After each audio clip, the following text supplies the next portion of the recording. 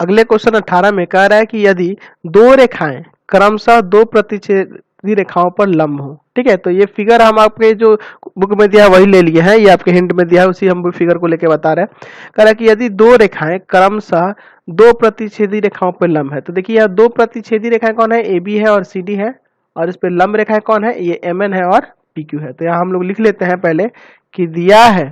हम लोग मान लिए इसमें दिया है कि यहाँ कौन है, तो ए बी तथा सी डी, ए बी तथा सी डी दो प्रतिच्छेदी रेखाएं हैं, दो प्रतिच्छेदी रेखाएं हैं,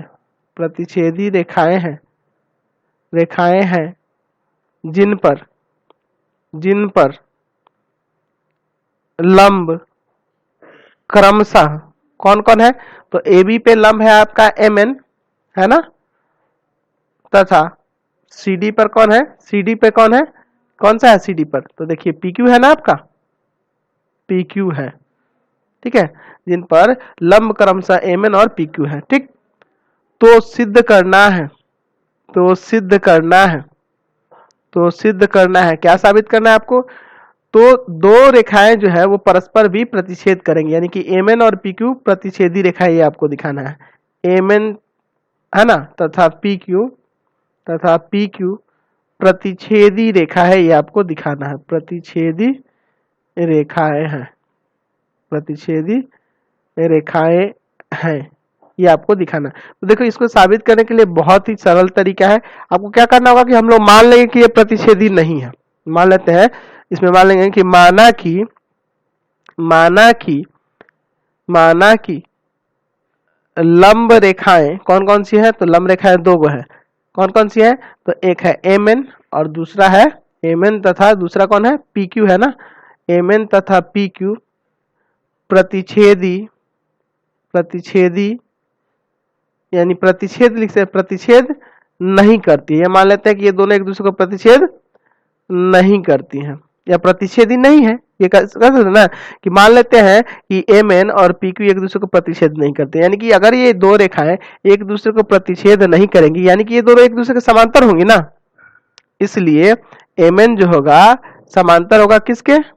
पी क्यू के, जब अगर प्रतिच्छेद ना करे। आपको तो दिख रहा है फिगर में कि आगे चल के ये मिलेगा, अगर ये प्रतिच्छेद ना करेगा तो एक दूसरे के समांतर होनी चाहिए ना,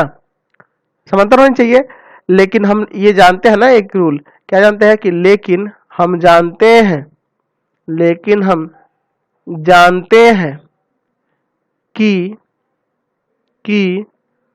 दो समांतर रेखाएं एक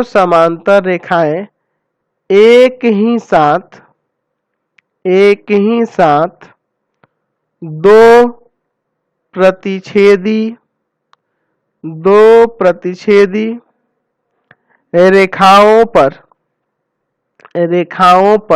रेखाओं पर लंब नहीं हो सकती,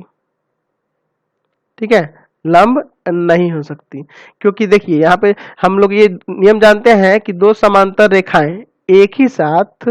है ना, दो प्रतिच्छेदी रेखाओं पर लंब नहीं हो सकती, यानी कि ये जो अगर ये समांतर होते तो ये दो प्रतिच्छेदी रेखाओं पर एक ही साथ लंब नहीं होगा, अगर ये समांतर होते तब, लेकिन यहाँ तो समांतर नहीं होगा तभी ना ये एक दूसरे पे लंब है। यहाँ ये लंब होने का मतलब है कि ये जो है अगर ये एक दूसरे के समांतर होता तो एक साथ दो प्रतिच्छेदी रेखाओं पे लंब नहीं होते, है ना, तो इसलिए आपका कहना गलत हो गया कि एम एन समांतर है पी क्यू। अतः यह मानना गलत है, यह मानना गलत है कि एम एन समांतर है पी क्यू, ठीक है, इसलिए क्या होगा कि एम एन तथा पी क्यू जो होगा प्रतिच्छेदी रेखा, क्योंकि जब समांतर नहीं होगा तो कहीं ना कहीं मिलेगा ना, तो यहां लिख देंगे कि इसलिए एम एन जो है, एम एन क्या है, एम एन तथा पी क्यू दोनों क्या है, प्रतिच्छेदी हैं, क्योंकि जब ये समांतर नहीं है तो कहीं ना कहीं इनको मिलना ही है, प्रतिच्छेदी रेखाएं हैं। क्लियर हो गया, चलिए अगला क्वेश्चन देखते हैं आप, क्वेश्चन नंबर